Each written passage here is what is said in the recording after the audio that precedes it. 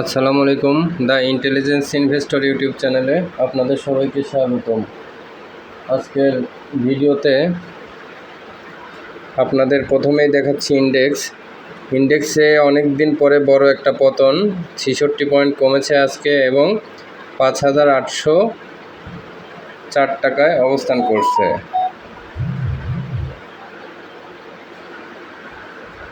চলুন দেখে আসি আজকে ডিএসসির ইন্ডেক্সের রিয়েল চিত্রটা। দেখেন ডিএসসির ইন্ডেক্সে যেভাবে পড়তেছে, বাড়ার সময়কার চিত্রগুলো দেখেন, বাড়ছে বেশি কমছে কম, বাড়ছে বেশি কমছে কম, 2 দিন বাড়ছে 1 দিন কারেকশন, 2 দিন বাড়ছে 3 দিন বাড়ছে 1 দিন কারেকশন, আবার 3 দিন বাড়ছে 4 দিন কারেকশন, কিন্তু ছোট ছোট ছোট। ঠিক এখন কি পড়ার ক্ষেত্রে দেখেন 2 দিন বাড়ছে, 2 দিন কমছে, 2 দিন স্লো বাড়ছে, আবার 2 দিন বড় ধরনের কারেকশন হলো। আবার কি হবে, একদিন হয়তো বাড়বে, থামবে, আবার কমবে। কোথায় এখানকার ট্রেন্ডটা থামে সেই পর্যন্ত আমাদের অবজারভেশনের বিষয় আছে, দেখার বিষয় আছে। মার্কেট নিয়ে এখনই অতি উৎসাহী, অতি আশাবাদী আমি এখনই হচ্ছি না, তবে মার্কেট নিয়ে স্টক ওয়াইজ আশাবাদী, ইন্ডেক্স ওয়াইজ বা মার্কেট টোটাল মার্কেট নিয়ে আশাবাদী না। আমার মনে হচ্ছে মার্কেট আরও পড়বে। আর পজিটিভ কোনো নিউজ যদি আসে এর ভিতরে, তাহলে রিফ্লেকশন হতে পারে। যেমন মার্জিন রুলসের একটা ব্যাপার আছে, এটা যদি পজিটিভ কোনো নিউজ চলে আসে সেক্ষেত্রে মার্কেট বড় একটা রিফ্লেকশন হঠাৎ করে ইউটার্ন নিতে পারে। আদারওয়াইজ ন্যাচারালি যদি চলে তাহলে মার্কেট আরও কারেকশন হবে। এই যে 5700 পর্যন্ত স্বাভাবিকভাবে এখন আসার সম্ভাবনা আছে। তাহলে সেক্টর ওয়াইজ কী হবে, সেক্টর ওয়াইজ বা স্টক ওয়াইজ কী হতে পারে? এখানে এই যে আজকে ইন্স্যুরেন্সে অল্প একটু ফান্ড ঢুকেছে, বের হয়েছে বেশি। টেক্সটাইলে তাও সামান্য ফান্ড ঢুকেছে, বের হয়েছে বেশি। সব সেক্টরে ফান্ডটা বের হয়েছে বেশি। সো এখন আমরা স্টক ওয়াইজ প্রতিদিনের মতো আগে টপ 10টা শেষ করে আসি, তারপরে বাকি আলোচনা করা যাবে মার্কেট নিয়ে। আজকে প্রথমেই ছিল এমএল ডাইংটা। দেখেন এই যে খারাপ মার্কেটেও এমএল ডাইংটা ভালো। তো এমএল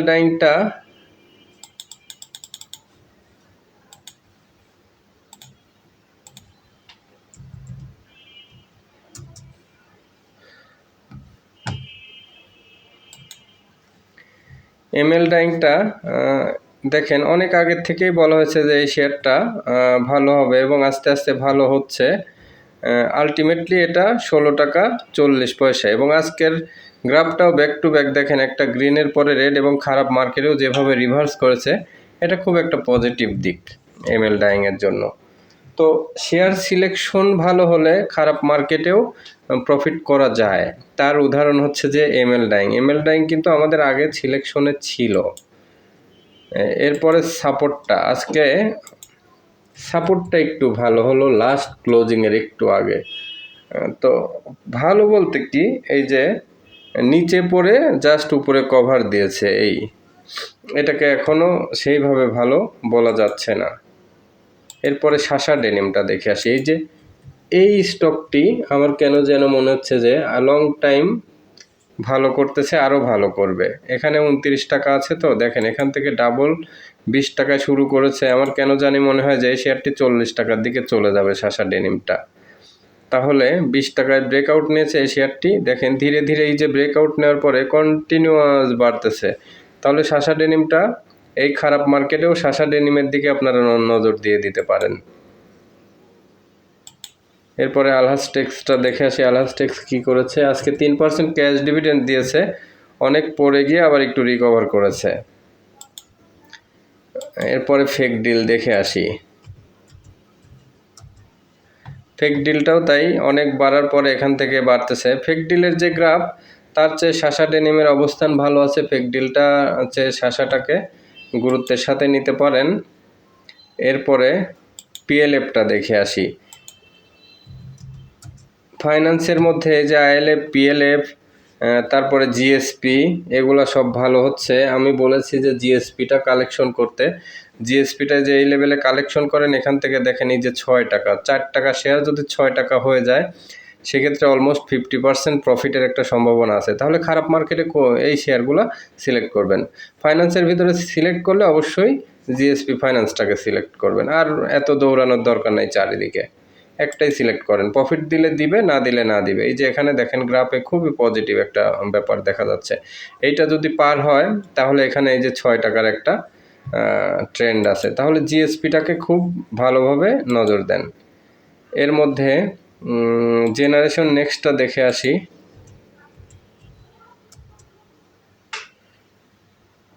এই যে জেনেক্সিল দেখেন, জেনেক্সিলটা এই যে এখান থেকে এই লাইনটা ক্রস করে ডাউনে খুব বেশি কিন্তু আপনাদের এখানে সবারই প্রফিট থাকার কথা।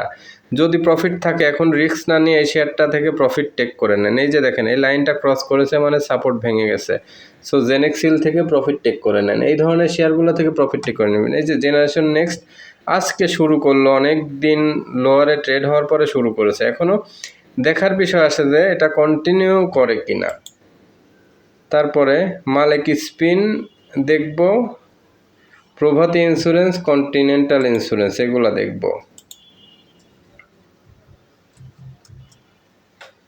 মালিক স্পিন এই যে এখান থেকে 2 দিন কারেকশনের পরে একদিন বেড়েছে, তার মানে কি এটা কারেকশনের ফর্মুলাই চলতেছে। কন্টিনেন্টাল ইন্স্যুরেন্সটা আমরা দেখে আসি। ইন্স্যুরেন্সটা দেখেন এটা কিন্তু এখান থেকে এটাই শেষ কারেকশন। ইন্স্যুরেন্স এই যে অনেক নিচে নামে এখানে যে গ্রাফটা দিচ্ছে মাস্ট এখান থেকে রিভার্স করবে। সো এখান থেকে রিভার্স যদি করে কতটুকু বাড়তে পারে, এখান থেকে 32 থেকে এই যে 36 হওয়ার পর্যন্ত একটা চান্স থাকে। দেখেন ওয়াই শেপের একটা প্যাটার্নে একটা গ্রাফ দিবে, ও কিন্তু এখান থেকে টানা দেখবেন যে এখান থেকে বাড়বে। এই যেভাবে টানা পড়ছে ওয়াই শেপের গ্রাফ হবে, টানা এখান থেকে বাড়বে। সো কন্টিনেন্টাল ইন্স্যুরেন্সটাকে খুবই গুরুত্বের সাথে নেন। এরপরে প্রভাতীটা দেখে আসি চলুন। প্রভাতী ইন্স্যুরেন্স এখানে থামছে, এখনও এটাকে থামা বলা যায় না, বাট এই দিকে যদি দেখা যায় এই যে এখানে একটা সাপোর্ট লাইন তৈরি করেছে 55-তে, এটাই পজিটিভ দিক। তাছাড়া এখনও পজিটিভ কোনো কিছু তৈরি হয়নি, বাট এখান থেকে ঘোরার চান্স আছে। আমার মনে হচ্ছে যে ইন্স্যুরেন্স সেক্টরটা প্রত্যেকটাই কারেকশন হয়েছে, এখান থেকে ঘুরে আবার রিভার্স করে একটা ভালো অবস্থানে যাবে। যদি পজিটিভ নিউজ আসে তাহলে এখান থেকে অনেক ভালো সুইং হবে, আর যদি নিউজটা পজিটিভ না হয় তাহলে এখান থেকে হয়তো আরও কারেকশন হতে পারে। এখন মার্কেটটা আসলে এমন একটা জায়গায়, ক্রিটিক্যাল জায়গায়, এটা নিয়ে খুব নিবিড়ভাবে অবজারভেশন করবেন। নতুন করে শেয়ার কিনলে মিউচুয়াল ফান্ড, ফাইন্যান্স সেক্টর ছাড়া অন্য কোনো শেয়ারে সহজে যাবেন না। খুবই বেশি পছন্দ হলে 2-1টা শেয়ার সিলেকশন থাকলে কিনবেন। এই যে এগুলো দেখেন যেভাবে পড়লো, বাড়ছে যেভাবে পড়লো সেভাবে দ্রুত। তো পড়ার সময় কি সিদ্ধান্ত নিতে পারলেন দেখেন। প্রভাতীতে আমি এই 4 টাকায় দিয়েছিলাম, বলেছিলাম যে এই বক্স যদি আউট হয় তাইলে ভালো হবে, বক্স যদি ডাউন হয় তখন। তাইলে এই যে বক্স ডাউন হয়েছে কোথায়, 64-তে। তো আপনারা যদি ধরেন এইখানে কিনে থাকেন, এখানে প্রফিট দেখছেন, তো এইখানে যখন কারেকশন হচ্ছে তখনও 1 টাকা 2 টাকা প্রফিট, আর এইখানে যারা কিনেছেন তাদের হয়তো লস, কিন্তু 2 টাকা লসের মধ্যে যারা বের হয়ে যেতে পারছেন এই যে এই জায়গাটায়, তারা হচ্ছে যে অনেক ওয়াইজ ডিসিশন নিয়েছেন। এখন এখান থেকেও দেখেন মোটামুটি 10 থেকে 10 টাকা 11 টাকার একটা ডাউন হয়েছে। এই যে এই ডাউনটা, এই 10 টাকা সেভ করা যায় এই জায়গাটায় সেল করলে। সবসময় এই জিনিসগুলা ট্রেডের সময় খেয়াল রাখবেন। এরপরে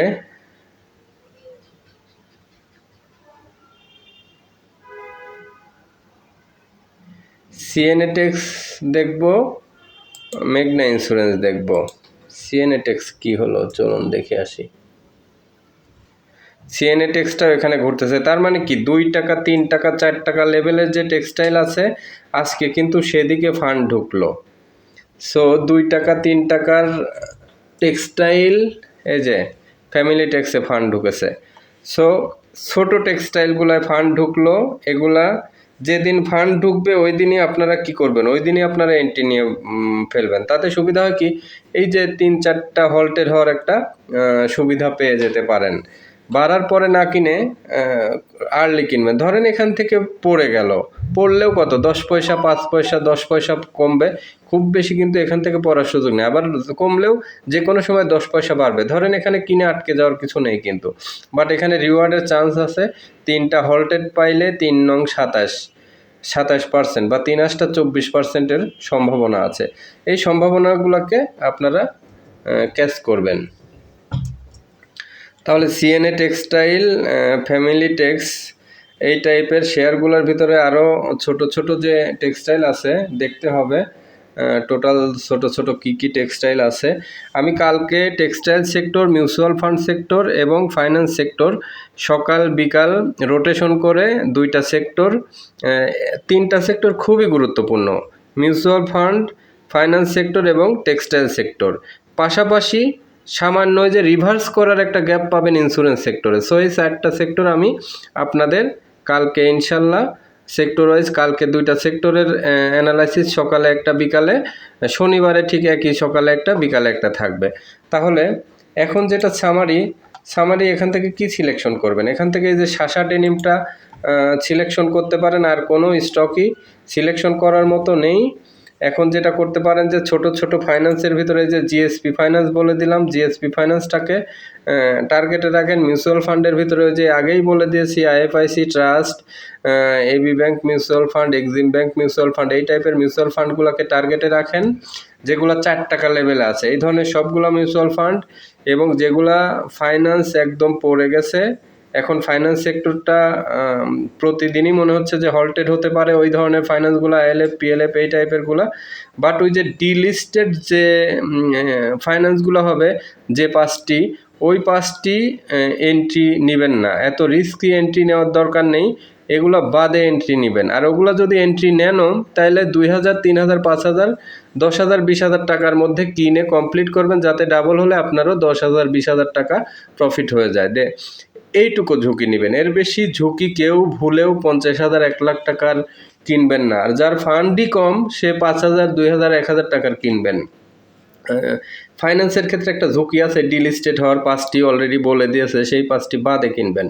আর এখন টেক্সটাইলের ছোট ছোট টেক্সটাইল, তার মানে কি ওভারঅল 4 টাকা 3 টাকা শেয়ারগুলোর দিকেই নজর যাবে। ঠিক যদি এরকম হয় ইঞ্জিনিয়ারিং সেক্টরেও কিন্তু 3-4 টাকার যে শেয়ারগুলো আছে 5-6 টাকার, এই শেয়ারগুলো যাইতে পারে, যেমন আরএসআরএম স্টিল আছে, অ্যাপোলো ইস্পাত আছে, এই টাইপের কোনো শেয়ার আছে কম দামে, যেগুলো কম দামি 4 টাকা 5 টাকা 6 টাকা এই লেভেলের শেয়ারগুলো এখন পারার জন্য ফান্ড এই দিকে আসছে। সো আপনারা এই দিকে থাকেন, স্পেসিফিক কোনো শেয়ার না দেখে ঠিক প্রাইসটা মাথায় রাখেন। 3-4 টাকার ভিতরে, 4 টাকা 5 টাকার ভিতরে কোন শেয়ারটি বেটার, আপনার কোনটা ভালো লাগে সেই শেয়ারগুলো অ্যানালাইসিস করে কিনেন। আমি এর মধ্যে অনেকগুলো দেখাইও দিলাম। আজকের ভিডিও এই পর্যন্তই, সবাই ভালো থাকবেন। আমার ভিডিওটি যাদের ভালো লাগলো তারা অবশ্যই চ্যানেলটি সাবস্ক্রাইব করবেন, লাইক কমেন্ট শেয়ার করবেন, এবং ভিডিওটি অবশ্যই শেয়ার করে আমাদের কমিউনিটি বাড়াতে আপনিও থাকুন, অন্যকেও আমাদের কমিউনিটিতে নিয়ে আসুন। ইনশাল্লাহ এবছরের ভিতরে 10,000 সাবস্ক্রাইবার হবে, 10,000 ফলোয়ার হবে। এরকম করতে করতে আমাদের একসময় এই চ্যানেলে 1 লক্ষ বিনিয়োগকারীকে ইনশাল্লাহ আনবো, এবং 1 লক্ষ বিনিয়োগকারী হবেন সুশিক্ষিত বিনিয়োগকারী। এই ভিডিও যারা দেখেন প্রত্যেকেই একবারের জন্য হলেও, কয়টা টাকা খরচ করে হলেও, একটু সময় নষ্ট করে হলেও আমাদের কোর্সটা করবেন। প্রত্যেকটা ফলোয়ারের আমার মনে হয় কোর্সটা করা খুবই জরুরি, মার্কেটে টিকে থাকার জন্য, মার্কেট শেখার জন্য, মার্কেট বোঝার জন্য। অবশ্যই কোর্সটা করবেন। তাতে আপনাদের কি হবে, একদম পারফেক্ট একটা জায়গায় আপনারা স্টক মার্কেট নিয়ে শিখতে পারবেন। আমাদের কোর্সটা এমনভাবে মডিউল করা, ঠিক আপনি 1 বছর শিখে একদম রাইট জিনিস শিখলেন না, আবার 5 দিনের কোর্সে দেখবেন যে রাইট যা এই মার্কেটে কাজে লাগে, যেগুলো খুব কাজে দিচ্ছে, সেই একদম ক্রিম টপিক্সটুকু, ইম্পর্টেন্ট টপিক্সগুলো আমাদের এই কোর্সে শিখতে পারবেন। এটাই হচ্ছে আমাদের কোর্সের অন্যদের থেকে একটু ডিফারেন্ট জিনিস, যে সবচেয়ে গুরুত্বপূর্ণ ইস্যু যে কয়টা ইন্ডিকেটর মার্কেটে কাজে দেয় সেই কয়টাই আপনারা শর্টলি শিখতে পারবেন খুব শর্ট সময়ের মধ্যে, এবং যে কিছুই বোঝেন না সেও ভালো মতো শিখতে পারবেন, মার্কেটের স্টেপগুলা সেও ভালো মতো ধরতে পারবেন। ঠিক আছে, আজকের ভিডিও পর্যন্তই। সবাইকে শুক্র শনিবারে কোর্স করার অফার থাকলো, সবাই অবশ্যই আমাদের এই যে হোয়াটসঅ্যাপ নাম্বার এটা 01722202992, যারা কোর্স করতে আগ্রহী বা পোর্টফোলিও ম্যানেজমেন্ট করতে আগ্রহী তারা সবাই এই নাম্বারে যোগাযোগ করবেন। এবং কোর্সটা কিন্তু সবার জন্য জরুরি। যারা ফলোয়ার আছেন, এই যে এখন পর্যন্ত 2900 সাবস্ক্রাইবার হয়েছেন, আমি আশা করি এই 2900 জনই আমার কোর্সটা করবেন। সবার জন্য প্রযোজ্য, সবার জন্য খুবই কাজে দিবে এই কোর্সটা। ঠিক আছে, আজকে ভিডিও আর বাড়ালাম না, সবাই ভালো থাকবেন, আল্লাহ হাফেজ। দেখা হচ্ছে কালকে নেক্সট সেক্টর ওয়াইজ ভিডিওতে। প্রথমেই মিউচুয়াল ফান্ড নিয়ে ভিডিও থাকবে সকালে। আল্লাহ হাফেজ।